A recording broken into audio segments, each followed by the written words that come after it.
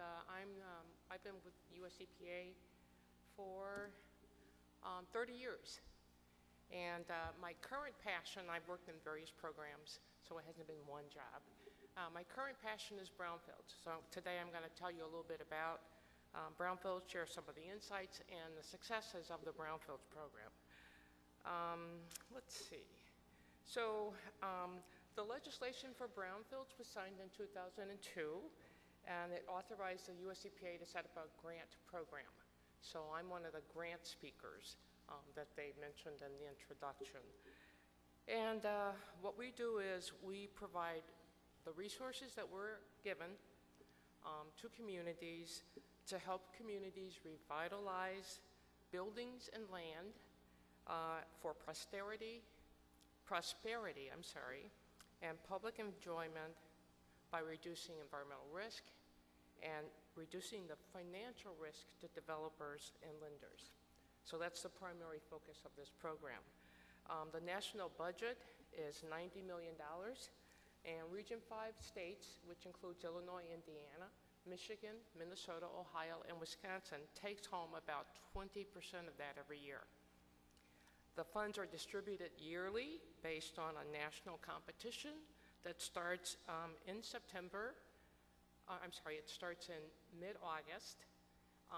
The grant proposal, request for proposal documents are submitted by mid-October, and the grants are awarded in September. The grant periods are 3 to 5 years. So for 3 to 5 years, US EPA and you have a very close relationship. The 2011 guidelines were just released mid-August. So communities all over the country, because I'm just Region 5, I have counterparts all over the country. They're working on these proposals as we speak. We're hoping to announce the winners. We don't like the word winner. We call them successful applicants.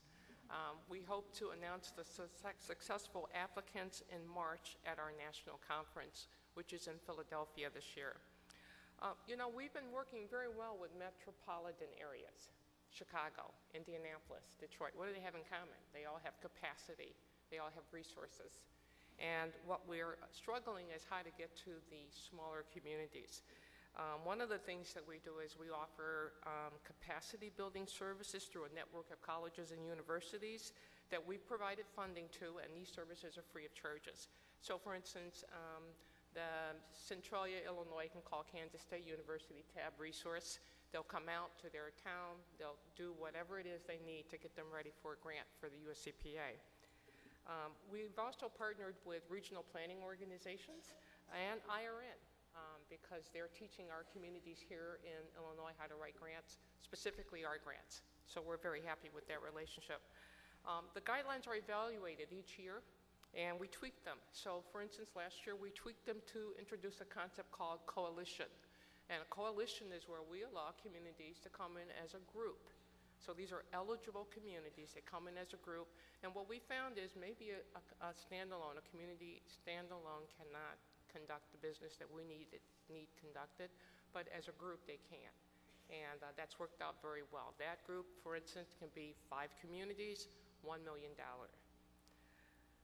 So the slide that I've shown here is of a community that we recognized recently as a successful project, Laidlow Facility in Metropolis, Illinois. Does Metropolis sound familiar to you guys? Okay, I planned this. It's a bird. It's a plane. Okay, all together. It's Superman. Okay, so Metropolis is located 350 miles south of Chicago on Interstate 24. It's situated on the Ohio River, and in addition, it's home to Superman, as well as Fort Massac, which is the first park that was designated by the state of Illinois. And it's also bordering Shawnee National Forest. It has a riverboat, and it hosts many day visitors. And with all of that, they're losing population. Since 2003, they've lost 3,000 people in their town. Next slide. Okay. So this is the definition that the federal government uses for brownfields. But just to let you know, we don't walk into a town and say, hey, you've got a brownfields. It's the town that makes that designation because this is a land use decision that's made by local government. It's not in the purview of the federal government. We don't keep a list of brownfields. A lot of people think we do. I get lots of calls about that. But we do keep a list of the sites that we've spent our money on because we're accountable to Congress for how we spent that money. So how are land use decisions made in local government? It's through comprehensive planning. Comprehensive planning is a term that's used by land use planners, and I'm not a planner, by the way, I'm an engineer, to describe a process that determines communities' goals for community development. The outcome of the comprehensive planning is a comprehensive plan which dictates the public policy for transportation, utilities, land use, recreation, housing, and so on.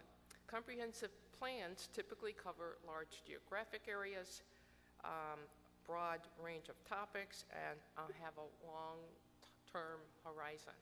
And you know what? If you don't mention your comprehensive plans and our grants, you do not get the money, because all of the work that we want to see our money spent on has to be part of that plan. So Metropolis developed a comprehensive plan in the form of a tourism development strategy that was released in 2003. They began that work in 1993. They did an overview of potentials. They had planning charrettes, and after a 6-year break, they came back to it and finally released it in 2003. So it took them that long to get it done. So why do you think the break occurred? Well, it could have been they lost momentum in the planning group. It could be that the political administration changed. There's a whole host of reasons why things stop and start, but that's what we've noticed in working with local governments, is that we just have to wait for them to be ready for our funding, and when they are, we can provide it to them. So this slide shows a scene from the annual encampment. This is a recreation of lifestyles and the atmosphere of the 1700s. This happens every year, and it draws 80,000 people to Metropolis. And this year, it's scheduled for October 16th and 17th, in case you're interested. So what happened at the site in Metropolis? This is a cleanup success story. In 2008, Metropolis was awarded a cleanup grant for this laid-low property, which has been used for industrial purposes since the early 1900s. It's a 9.5-acre site, and it was used for industrial cleaning, chemical blending, and most recently as a wire hanger manufacturing plant, and the owner walked away from it in 2002. It had been sitting unused, unloved, and not with the owner not paying taxes since that time. So the environmental assessment revealed that groundwater and soil contamination at the property included volatile and semi-volatile contaminants and heavy metals that required a $425,000 cleanup. It was on-site cleanup, and what am I trying to say? Engineering controls, which meant that basically maybe they would stop the municipality from using water or other users. And this was all financed through this grant that I mentioned, as well as a low-interest loan extended to them by the Illinois EPA, 15-year loan period. The redevelopment plan at first was to try and get another industrial user at the site, but it finally dawned on them, because this is adjacent to the Massac State Park, that maybe recreation was a better use. The Friends of Fort Massac, a not-for-profit that supports the state park, now plan to use the property as a frontier village. Once the remediation is complete, they're also going to use a $350,000 scenic bypass grant and matching funds to attract visitors, more visitors than the ones that they have now. In addition, the city of Metropolis is going to further invest in a 12-mile bike route on the former railroad right-of-way, which is adjacent to Fort Massac.